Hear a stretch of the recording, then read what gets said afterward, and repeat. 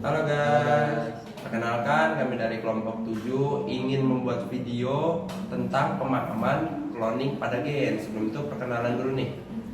Saya Teddy Christian dengan NIM 2550002. Dan saya Rani Laura Dewi dengan NIM 2550029. Dan saya Davi Nolven Saputra dengan NIM 2550015. Lanjut. Cloning adalah teknik biologi yang memungkinkan ilmuwan membuat salinan genetik identik dari materi hidup, mulai dari sel hingga organisme utuh. Teknologi ini sangat berpengaruh di bidang genetika, pertanian, dan kedokteran. Cloning sendiri bisa dibagi menjadi 3 jenis utama. Yang pertama adalah cloning gen atau molekuler, yaitu menduplikasi fragmen DNA menggunakan vektor seperti plasmid dalam bakteri. Teknik ini penting untuk rekayasa genetika, misalnya memproduksi protein, obat, atau menciptakan tanaman unggul GMO. Lalu jenis kedua ada cloning reproduktif, yaitu menciptakan organisme utuh identik secara genetik dengan donor lewat teknik transfer inti sel somatik atau yang biasa disebut SCNT.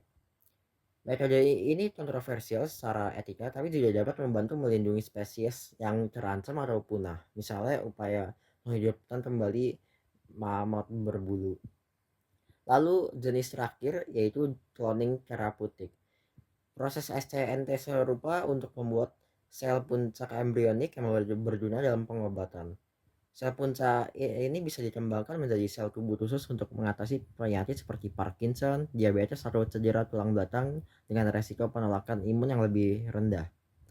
Setiap jenis cloning ini memiliki manfaat.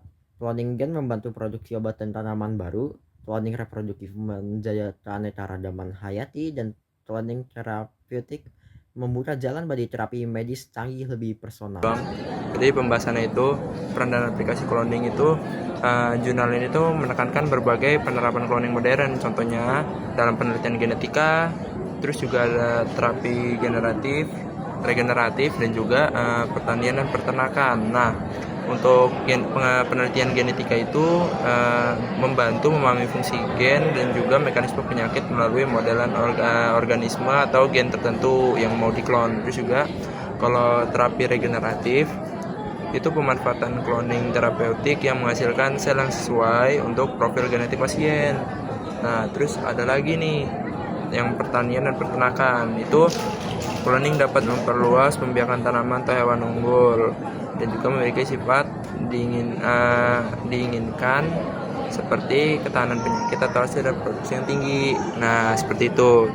Terus juga ada tantangan dan isu etis. Nah, meskipun potensinya besar, jurnal ini juga menyoroti beberapa kendala. Nah, salah satunya itu efisiensi rendah dan juga tingkat kegagalan yang tinggi nih. Itu banyak embrio cloning yang gagal karena memang persentase untuk berkembang biaknya dan itu jauh lebih rendah dibanding yang lain. Nah, terus juga ada kontroversi etika pada potensi penerapan untuk cloning manusia itu berkaitan dengan identitas pribadi, status moral embrio, dan juga implikasi sosial lainnya. Jadi itu menentang atau menyebabkan kontroversi etika seperti itu.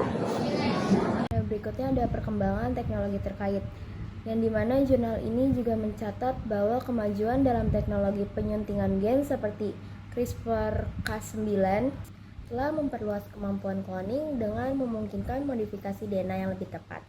Ini juga mempermudah dalam pembuatan model hewan dengan mutasi yang spesifik untuk studi penyakit atau aplikasi medis lanjutan. Terakhir ada kesimpulan bahwa cloning tetap menjadi fondasi yang penting dalam bioteknologi dan genetika modern dengan aplikasi riset, medis, pertanian, dan konservasi yang luas. Menjanjikan dalam terapi regeneratif dan penelitian penyakit, cloning juga menghadapi tantangan teknis dan etika besar yang perlu dihadapi melalui penelitian ilmiah lanjutan dan diskusi kebijakan yang matang. Sekian video penjelasan dari kelompok kami. Kurang lebih mohon maaf. Kalau